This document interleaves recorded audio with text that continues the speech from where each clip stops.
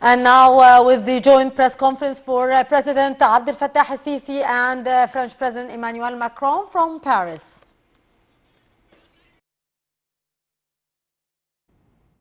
Au-delà des réunions internationales que nous avons partagées, en particulier celle qui s'était tenue il y a plusieurs mois maintenant sur la question libyenne à Berlin.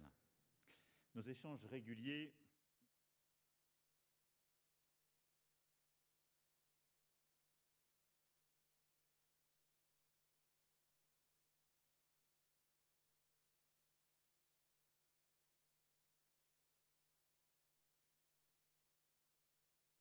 économique et social sans précédent s'est abattu sur le monde, que certaines puissances tentent de déstabiliser les équilibres régionaux, je crois pouvoir dire que notre partenariat stratégique avec nos amis égyptiens est aujourd'hui plus que jamais essentiel. Essentiel à nos deux pays, essentiel à la stabilité du Moyen-Orient et de la Méditerranée. Je veux ici donc redire ma détermination, et je sais que le président Sisi la partage, de renforcer ce partenariat pour résoudre les crises et contrecarrer ceux qui les alimentent ou qui cherchent à allumer de nouveaux foyers. D'abord, et nous en avons longuement parlé, en Libye, pour promouvoir une solution politique durable. C'est l'objectif que nous poursuivons depuis plusieurs années. Nous constatons des évolutions qui vont dans le bon sens, et je veux saluer l'engagement des Nations Unies et le processus de dialogue politique qui a connu des progrès importants durant les mois précédents. Celui-ci est menacé, une fois encore, par des puissances régionales qui ont décidé de faire de la Libye le théâtre de leur influence plutôt que le lieu, là aussi, de la stabilité du peuple libyen. Nous tenons, quant à nous, au respect du cessez-le-feu, au lancement d'un forum de dialogue politique et à la reprise pleine et entière de la production pétrolière. Ces sujets ont avancé, ils sont encore fragiles, largement menacés. Les mercenaires et les forces étrangères turques et russes sont toujours présents sur le terrain, et il nous faut clairement trouver une solution politique pour consolider les acquis et éviter le chaos ou la partition du pays. À ce titre, le rôle de l'Égypte est fondamental, nous en avons longuement parlé, et notre souhait et véritablement d'avancer de manière coordonnée avec l'ensemble des partenaires européens et de tous nos alliés dans la région, en lien direct et en nous inscrivant dans le processus onusien, pour parachever le dialogue politique et permettre justement de nouveaux équilibres et l'émergence d'une stabilité politique et de résultats concrets du forum de dialogue. Et d'autre part, de parachever le travail, là aussi, de stabilisation économique par la reprise de la production pétrolière durable. Nous avons évoqué la situation en Méditerranée orientale également. L'un comme l'autre, nous refusons de transiger avec la sécurité et la souveraineté des États riverains.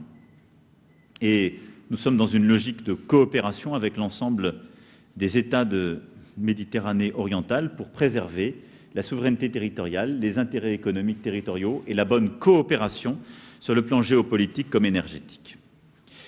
Nous avons pu évoquer évidemment beaucoup d'autres sujets comme l'Iran, le Sahel et également le Liban, dont je voudrais dire un mot dans le droit fil de la conférence internationale de soutien à la population libanaise, à laquelle vous étiez présent, Monsieur le Président, et alors que ce pays ami continue de souffrir de la non-conclusion d'un processus politique pourtant tant attendu.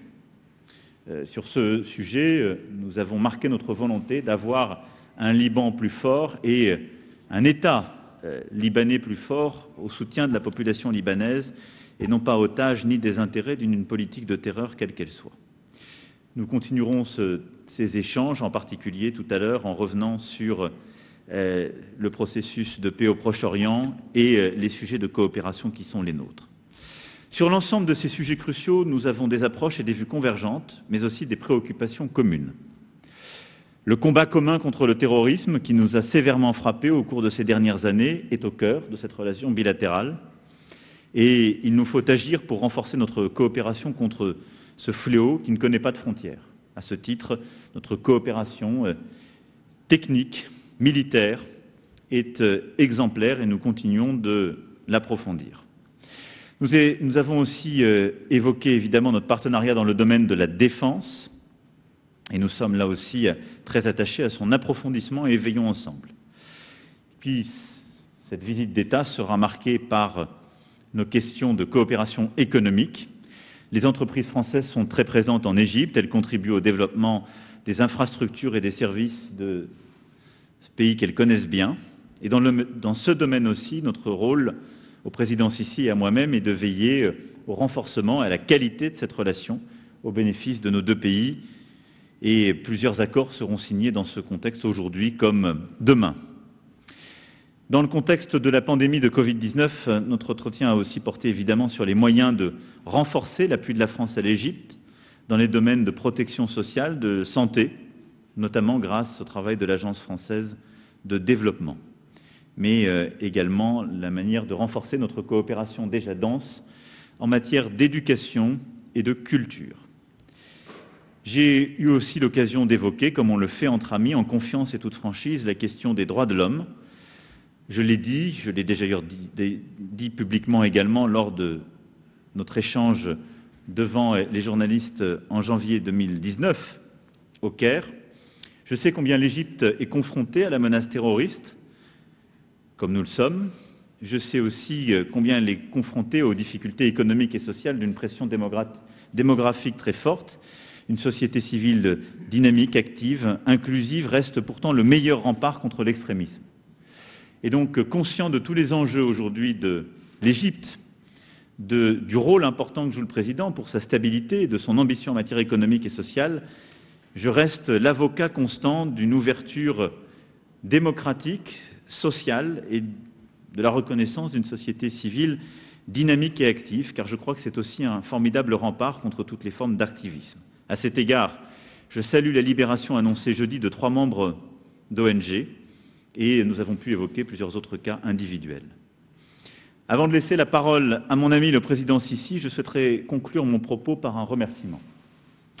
Alors que la France vient d'être victime d'une campagne de haine et de boycott alimentée par l'ignorance et l'extrémisme, je souhaite remercier le président d'un très grand pays arabe et musulman, l'Égypte, de nous faire aujourd'hui l'honneur de sa visite. Notre partenariat contribue à la stabilité au Moyen-Orient et en Méditerranée. Il nous permet aussi d'agir ensemble pour faire face, unis, aux défis économiques, sociaux, sociétaux, environnementaux et construire une Méditerranée qui soit précisément cet espace d'échange, de dialogue, de culture et de coopération. Et dans cet espace de civilisation qui est le nôtre, il n'y a pas la place pour les condamnations à mort et les discours de haine quand s'expriment simplement les libertés. Monsieur le Président, cher ami, cher Président Sisi. شكرا فخامة الرئيس. اسمح لي في البداية أن أنا أتوجه لك وأتوجه للشعب الفرنسي بالتحية والتقدير والاحترام والتهنئة بأعياد الميلاد، وإن شاء الله تبقى سنة علينا كلنا سنة سعيدة. Congratulations to the French people on Christmas.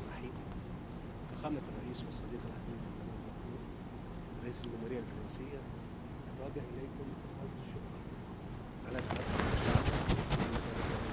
بلادكم الصديق، كما أعرب عن تقديري لكرم الضيافة والحفاوة التي لقيناها منذ وصولنا إلى باريس، وهو ما يؤكد على ما يجمع بين بلدينا من علاقات ذات طبيعة استراتيجية وصداقة ممتدة على الأصعدة كافة، وتوافر إرادة سياسية قوية للارتقاء بها إلى آفاق أرحب، حيث شهدت أوجه التعاون الثنائي خلال السنوات الماضية خطوات نوعية في جميع المجالات السياسية والعسكرية والاقتصادية والثقافية، كما يجري التشاور والتنسيق بيننا بصورة منتظمة ودورية إزاء مختلف القضايا محل الاهتمام المتبادل. And the two countries have been in the habit of holding talks on regularly. Our today's talks have been frank and candid and reflected that the two countries the two countries' views can care on a lot of issues.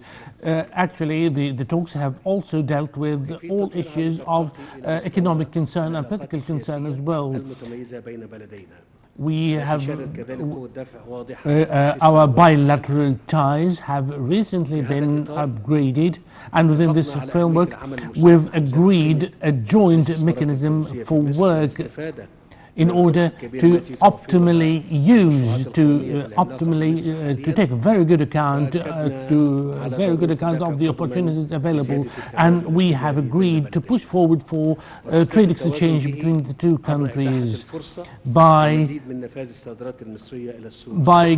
giving Egyptian exports wider access to the French market, as well as cooperation and in all other areas like education, higher education, communications and artificial intelligence, as well as digitizations. All these areas have been probed as possible areas for cooperation. We've also probed cultural cooperation in a way that reflects how important it is to exchange, to promote cultural exchange. We have also discussed with His Excellency the French President how to increase French tourist arrivals at tourist destinations, particularly in Hurghada and the Red Sea, in the light of with all precautions taken. Allow me, Your Excellency, the French President, allow me.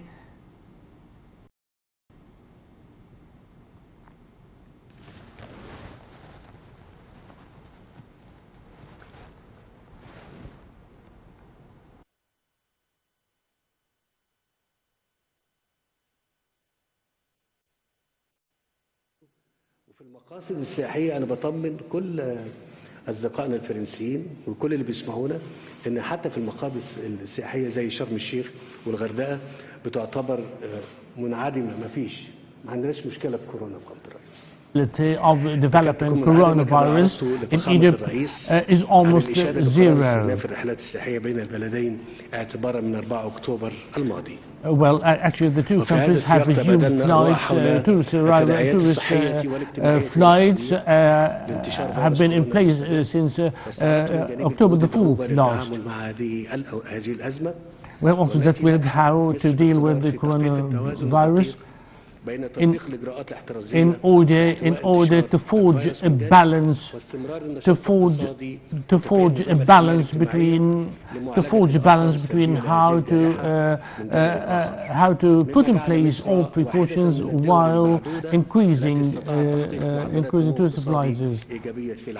Egypt has been one of the countries which has achieved positive economic growth even against the corona crisis. Egypt has always upheld the values of tolerance and moderation. Egypt has always been against terror and extremism and promoting closer links among all followers of all religions. We have agreed that no abuse should be made of any abuse against Islam or any other religion. We have agreed that we should draw distinction between Islam itself as a religion and some bad practices made by some of the followers. As I have said before, that even 1% of our followers does an abuse, it would be reckoned for all Muslims, against all Muslims. So all such issues should be dealt with in a balanced and quiet way. Egypt has had to pay daily in recent years because of fanatic practices. not only a lot of people have fallen, not only among police and army forces, but also among even civilians as well, among even our Christian people in Egypt. Some of them have had to pay dearly as well because of such fanatic practices. We have to make a distinction between Islam and between some practices of the fanatic elements which have been making bad use of making Islam to disguising themselves as Muslims. We have agreed that we should address a discourse of hatred in order to help promote human peace and promote the idea of cooperation. Our talks, we have had profound talks about human rights, and once again, against the background of what the European continent and the Middle East region, because Egypt and the European continent have been witnessing challenges, relevant challenges. We've agreed that we should continue to uphold human rights values in the broad sense of the word. By strengthening the concept of citizenship and renewing religious discourse, and this of course should be reflected on our legislations and shown and the media as well. We have also agreed that all civil society organizations should be reinforced, should be strengthened, with their capabilities, capacities should be refined as well. On the other hand, the situations at the Eastern Mediterranean have also featured prominently at our talks. We have addressed growing risks and growing dangers in the regions, and then we have agreed that the international community should rise to its responsibilities in order to address these challenges. Good neighborliness should be promoted, because some of our neighboring countries have been working hard, unfortunately, to provoke tension and to incite more hatred and tension in the region, particularly at the Eastern Mediterranean. And we have also discussed the issue of the Palestinian cause, and we are for the creation of settling the issue along the borders of the 1967 boundaries between Palestinians and Israelis to separate and independent states. This is, we have also tackled the issue in Libya. We have agreed that all militias have to be dismantled there in order for Libyans to take control of their own affairs. The unfolding developments of the Renaissance Dam in Ethiopia have also been dealt with at the talks. We've agreed that Egypt, Ethiopia and Sudan should take part in such negotiations. Your Excellency, the French President, in conclusion, let me extend my profound gratitude to Your Excellency for having invited me to such a visit, because it has provided an ample opportunity to discuss this broad set of issues. And we are looking forward to your visit to Egypt next year.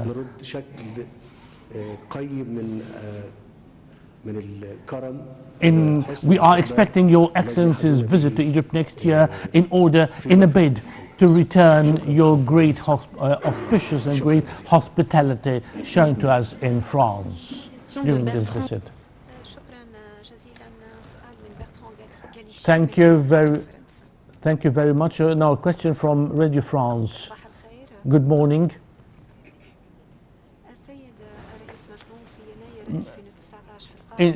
In January 2019, you discussed in talks with Cairo. You said when you visited Cairo, you said that the concept of human rights differ between Egypt and France.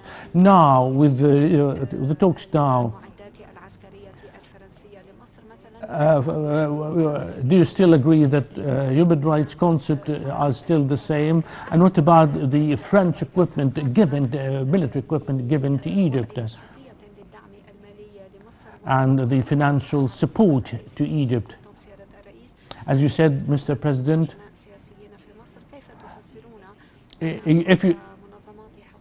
if you have said, Mr. President, that there have been no political detainees in Egypt, so how do you interpret the existence of some of those people detained for political reasons in Egypt? Thank you. أجبت بشكل مباشر جدا على الجزء الأول من سؤالك. and directly, the most direct way, I've already answered your question. We have been holding talks with our Egyptian, and in January 2019, and in principle, I've also said that the civil society should remain dynamic as it has always been.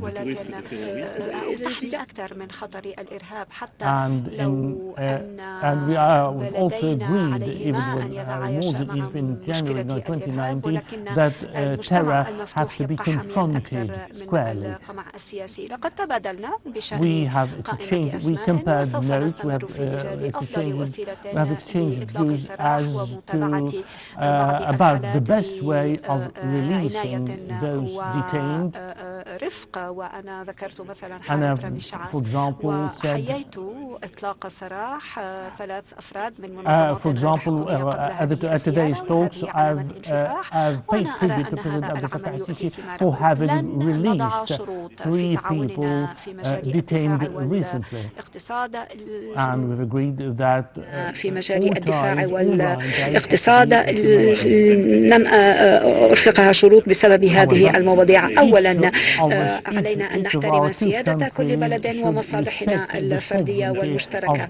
وثانيا أعتقد أن سياسة الحوار nos partenaires dans la lutte contre le terrorisme et pour la stabilité dans la région.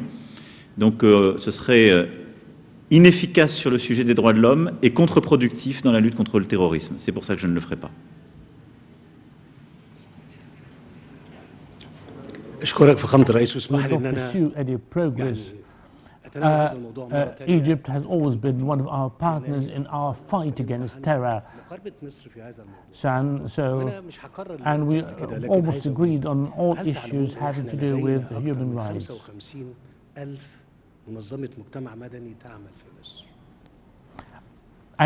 Well, I'm not going to repeat what I've said before, but I'd like to say that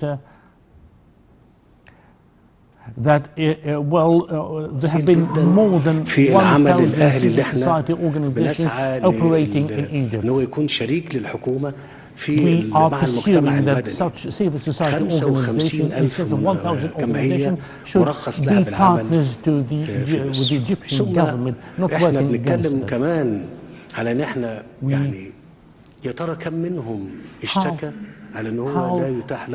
How many of those more than 1,000 civil society have complained so far that they have been denied access to equal opportunity to work or operate in Egypt?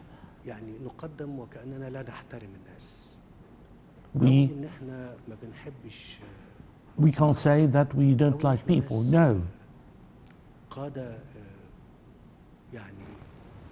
عنيفين شرسين مستبدين والحقيقة هذا أمر لا يليق.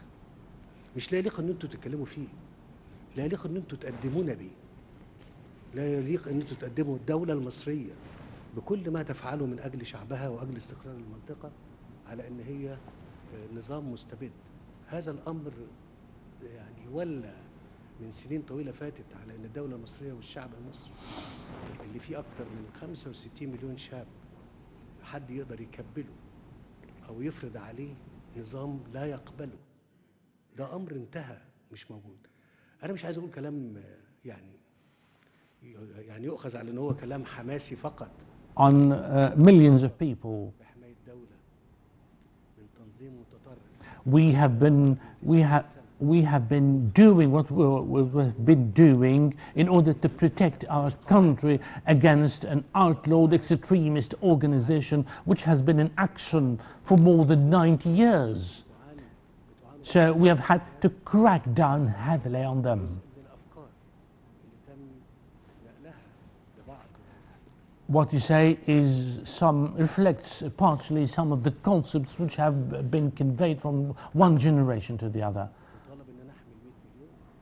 I'm demanded as president of the country to protect my 100 million people. Well, I'd expected you to ask me about what's going on in Iraq, Libya and Yemen and Sudan and Pakistan. We have nothing. We have nothing to be afraid of or to hide or to be embarrassed when talking about. We have been working hard in order to build a future for our country. Thank you.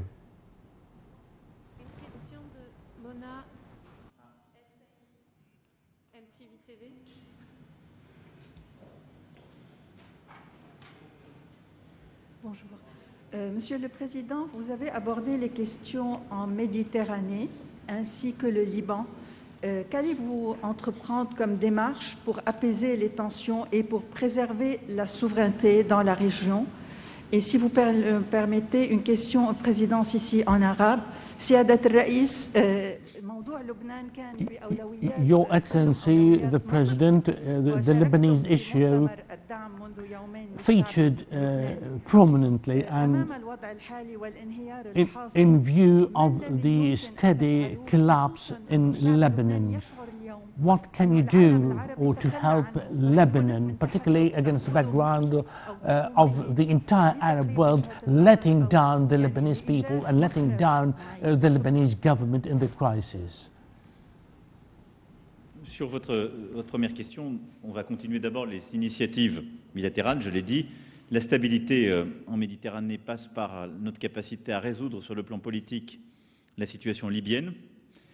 Et elle nous pousse, dans un deuxième temps, à créer un cadre pacifié de coopération en Méditerranée orientale. C'est ce pourquoi, d'ailleurs, la France est intervenue l'été dernier pour éviter tout hégémonisme dans cette zone. Et je me félicite que nous ayons ensuite pu avoir une mobilisation européenne traduite dans les conclusions d'octobre dernier, permettant de mettre une pression conjointe sur les actions unilatérales que nous avions pu constater, en particulier de la part de la Turquie. Et enfin, nous allons structurer cette action par la poursuite de notre initiative libanaise, à la fois sur le plan de l'aide et du soutien humanitaire onusien, comme nous l'avons fait la semaine dernière, et d'une pression politique amie. Tout ça passe par la capacité collective à réarticuler une politique méditerranéenne qui soit une politique de coopération, coopération en matière énergétique, en matière de circulation, refus de toute forme d'hégémonie et stabilité politique. Et c'est la seule stratégie qui nous permettra d'aider au développement économique harmonieux de la région et de résoudre le problème migratoire et les tensions qui l'accompagnent.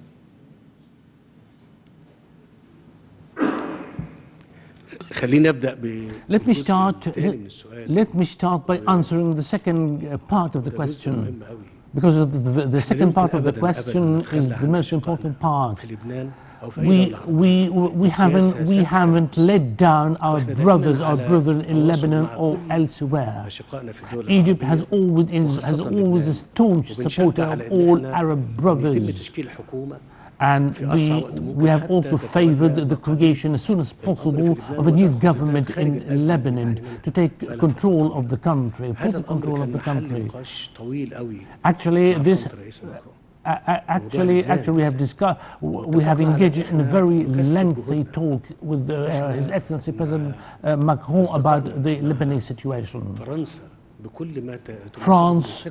France as a heavyweight partner in the entire world as well as in the region. France, with such a heavyweight, can hammer out a solution to the settlement to the Lebanese crisis. But we in the Arab world have our own solution as well.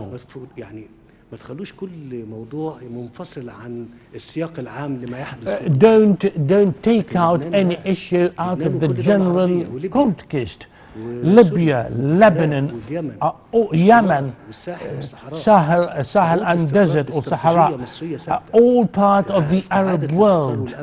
We can't deal with the situation or the crisis of each of these countries independently of the entire context. We shouldn't take any of these countries out of the context.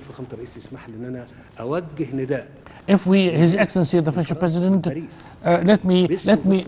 let me from Paris make an appeal from here to all Lebanese people and to those concerned about the Lebanese. From Paris, if His Excellency the French President allows me, let me make an appeal to the Lebanese people to work hard to form their own government. Egypt has always been a supporter of stability in Lebanon and elsewhere. Je suis désolé. Alors, je vois, on me dit qu'il n'y a pas de questions là. Il est quelle heure? Parce que moi, j'ai simplement un rendez-vous avec la chancelière. Ça a commencé. Une minute alors.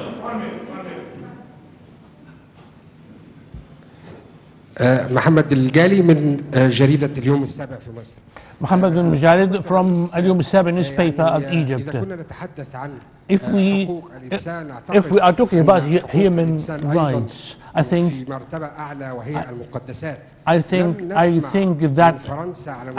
that human rights also includes protecting and preserving sanctities. We haven't heard anything from France that they have apologized for insulting and abusing Muslims for their cartoons against the Prophet Muhammad. This should have been also included in human rights, where sanctities, protecting and preserving and maintaining the state of sanctities and not abusing Prophet Muhammad should have been included in human rights. This is my number one question. My second question, how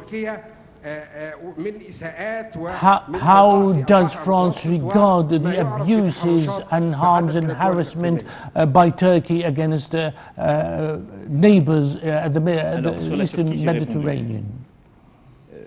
Nous avons une volonté commune d'ailleurs d'assurer la stabilité dans la région, de ne laisser aucune action unilatérale amicale et d'assurer véritablement la stabilité de cette région.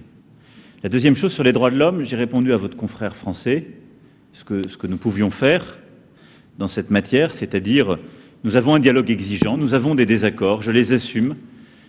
Je sais que certains voudraient qu'on conditionne nos politiques à cela, mais je crois au dialogue franc sur ce sujet des droits de l'homme comme sur les autres. Et ce dialogue franc est permis aussi parce qu'il y a un partenariat stratégique entre la France et l'Égypte. Et nous allons continuer d'avancer pour améliorer la situation, je l'espère, de plusieurs ressortissants et engagés dans des organisations non gouvernementales, journalistes ou autres. Pour la question que vous évoquez, c'est la question de la perception par une religion de ce qu'il est, ce qui n'est pas la même chose que les droits de l'homme. Ce qui n'est pas la même chose que les droits de l'homme.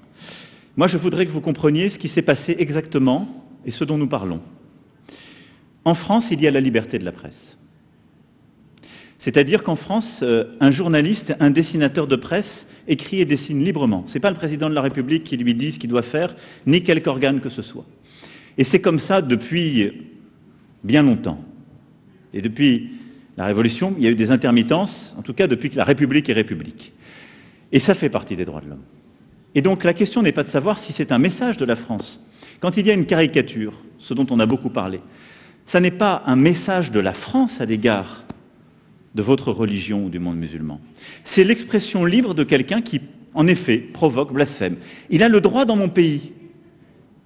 Parce que ce n'est pas la loi de l'islam qui s'applique, c'est la loi d'un peuple souverain qu'il a choisi pour lui-même. Et je ne vais pas la changer pour vous. C'est la loi du peuple souverain français. Mais ce dessin qui peut vous choquer ou cet article n'est pas pour autant un article qui émane des pouvoirs publics français.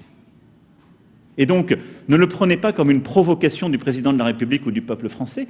Il est l'expression libre d'un dessinateur ou d'un satiriste. Et d'autres lui répondent en France. Et les droits de l'homme, c'est ça. Et c'est ce qui fait leur universalité. C'est que l'un peut provoquer, parfois choquer, et je le regrette. Mais un autre peut lui répondre. Parce qu'il se respecte et parce qu'il parle en paix. Mais à partir du moment où on légitime la violence parce que quelque chose choque, alors on sort de l'universalisme de nos principes. À partir du moment où on dit quelque chose m'a choqué et ça justifie la violence ou le crime, alors là nous rentrons dans l'inacceptable et dans ce qui ne nous permet plus de vivre ensemble.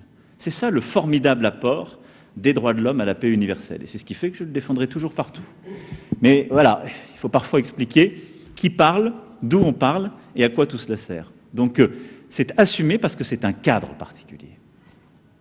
اسمح لي فخامة الرئيس ان انا اتدخل في هذا الموضوع بهدوء خالص واقول احنا في مصر كان موقفنا واضح في طبعا الوقوف بمنتهى الحزم والشدة وإدانة أي عمل إرهابي على أي أرضية. We've spelled out our vision is that we should sternly stand against any act of terror against any citizen or country. And we have conveyed this position of ours to the outside world, to France, through our Ministry of Foreign Affairs. We have said that the Islamic religion is a religion of moderation, steering midway. And I do hope that brothers in France and in the entire world should note this. العالم كله ينتبه لها. Our colleague asked that يعني أنا مش هاخد المقاربة بتاعت preserving sanctity is part of human rights as well. I'd like to say that إن إحنا يعني ده حق من حقوق الإنسان. عايز أقول هو من حق الإنسان إنه هو يبقى يعتنق ما يعتنقه ويرفضه. ولكن أتصور إن إحنا محتاجين نتوقف ونتأمل وأرجو أن الرسالة دي تصل لكل أصدقائنا في العالم كله مش بس في فرنسا حتى في منطقتنا إن مهم أوي إن إحنا وإحنا بنعبر عن رأينا إن إحنا ما نقولش من أجل القيم الإنسانية تنتهك قيم دينية. upholding religious values which are higher in position than human rights. We, by applying what we say to religious values, we are conceding and acknowledging that all divine religions have been revealed from the great creator of the universe to mankind. In which case, we have to respect all these religious values of all divine religions in a balanced and quiet way. So please, يتصور يعني إذا كان إنك تقول تعبر عن رأيك يكون سبب في جرح مشاعر مئات الملايين. Well, if the expression of your opinion would be hurting the sentiments and the feelings of others, مراجعة لي. well, احنا ما بنتكلمش على كل الحرية. Well, ما بنتكلمش على كل التعبير، بنتكلم عن النقطة دي بس. We are not talking about freedom of expression in general, but talking about this point in particular. في مشاعرهم الإيمانية أمر ما تصور بالقيم الرفيعة اللي موجودة في فرنسا. Well, I think that hurting the feelings of the followers of any divine religions, I think judging by the lofty and sublime values prevalent in France will not be acceptable. So the issue have to be quietly and moderately C'est sans doute là où il y a un risque de balbutiement de notre histoire. C'est que nous considérons que la valeur de l'homme est supérieure à tout. C'est l'apport de la philosophie des Lumières, et c'est ce qui fait l'universalisme des droits de l'homme, qui fonde d'ailleurs la Charte des Nations Unies. Et il n'y a rien qui peut être au-dessus de l'homme et du respect de la dignité dans la personne humaine. Et donc, à cela, il y a en effet le respect des uns à l'égard des autres. Mais dans l'ordre du politique, le religieux n'entre pas. Et jamais au titre d'une religion, quelle qu'elle soit, parce que les mêmes qui parfois se moquent de l'islam, ce qui vous choque, se moquent de la religion catholique, se moquent du judaïsme. Les mêmes. Aucune religion, parce qu'on se moque d'elle, n'a le droit de déclarer la guerre. Parce que dans cet espace où les hommes se respectent, ils ont la possibilité de débattre librement. Et je ne ferai jamais une équivalence entre choquer ou respecter l'autre et justifier des violences. Parce que l'apport extraordinaire de l'esprit des Lumières, de la Révolution et de ce qui a fait l'universalisme de nos valeurs, c'est le fait qu'il n'y a rien au-dessus de la personne humaine, de l'individu libre et doté de raison. Et après, cet individu libre décide de croire ou de ne pas croire, choisit sa religion. Et quand c'est dans l'ordre religieux, il ne m'appartient pas d'en débattre et le respecter. Et en effet, il faut de l'intelligence entre les peuples pour qu'ils se respectent. Mais dans nos pays, je crois que si nous considérons que le religieux supplante le politique dans l'ordre qui est le sien, ou est supérieur à l'ordre des hommes, alors ça n'est plus nous qui gouvernons nos pays sur une base qui est celle d'un principe démocratique, c'est autre chose. Ce sont des théocraties. Ça n'est pas l'ordre que nous avons choisi. Il y en a eu dans l'histoire. Je ne pense pas que cela amène au meilleur. Mais c'est très important le débat que nous avons là. C'est le débat qu'il peut y avoir sur la décence et ce qui peut choquer l'un l'autre dans le rapport entre êtres humains et ce qui doit structurer un ordre politique sur le plan international. Sur le plan international, l'ordre politique et l'ordre des valeurs, il n'est pas structuré par le religieux. C'est un fait. Merci beaucoup. Merci à tous. شكرا جزيلا.